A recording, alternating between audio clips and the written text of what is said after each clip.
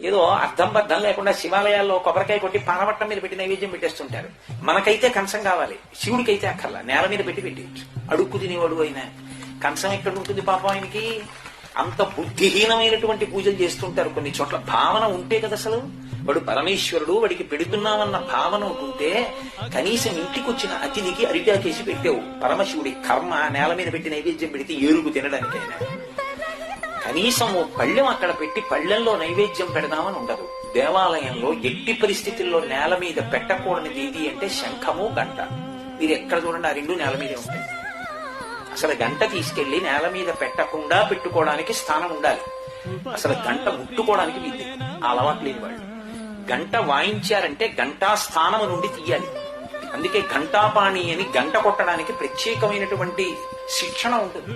వాటిని ఎప్పుడు వేలాడదీసి ఉంటాయి. వాటిని కొడతారు తప్ప గంట తీసుకెళ్లి నేల మీద శంఖం